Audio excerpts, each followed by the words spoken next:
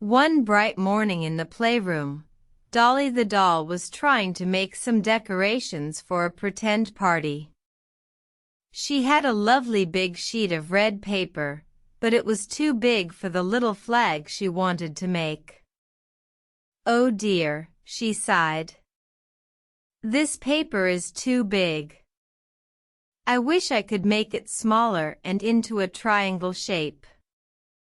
Pip the tiny plush mouse, who was helping her, nibbled thoughtfully on a pretend crumb. "Squeak. Maybe if we fold it lots and lots of times it will get smaller," he suggested. They tried, but it just became a thick square. Sparkle the unicorn, her glittery mane shimmering, trotted over. Perhaps if you wished very hard, the paper would magically change its shape. Or maybe a friendly paper folding fairy could help. Bolt the remote control car zoomed up, his lights blinking. Beep beep. Objective: reduce dimensions and alter a polygon. Current methodology ineffective. Alternative tool required for material division. Professor Paws, do you have a recommendation? Captain Awesome, the action figure, who had been observing from a nearby bookshelf, declared, "A precise incision is required. A tactical separation of the material.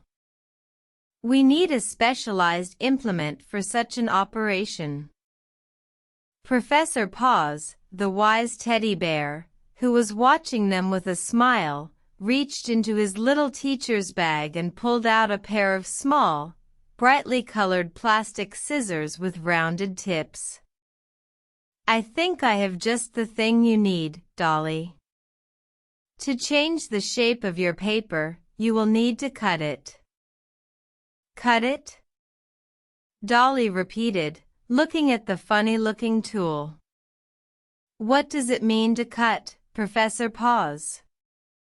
And what is that?" "This," Professor Paws said, holding up the plastic scissors, "is a pair of toy safety scissors.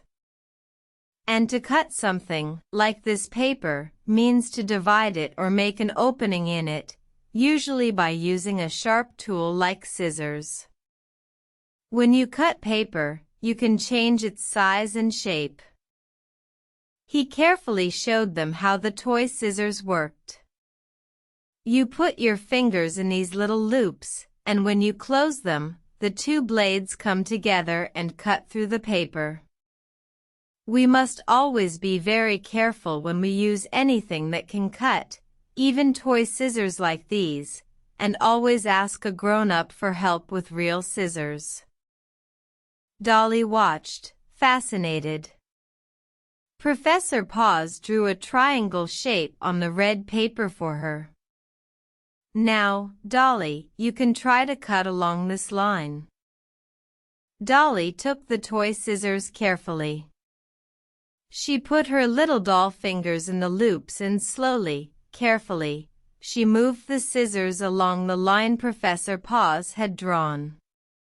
Snip, snip, snip went the toy scissors. "I'm doing it," she squealed with delight. "I'm cutting the paper."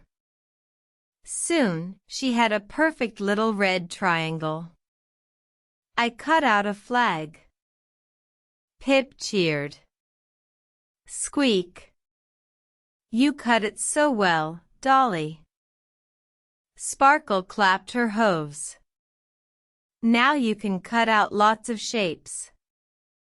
Maybe a star or a flower." Captain Awesome nodded. A successful material alteration.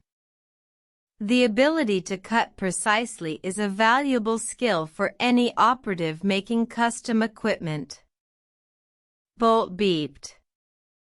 Logical application of force via lever mechanism resulting in shear stress and material fracture along a desired path.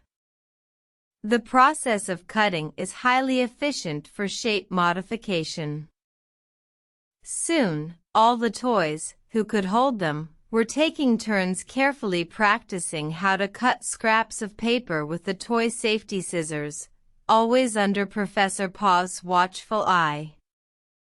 They cut out squares, wobbly circles, and long strips.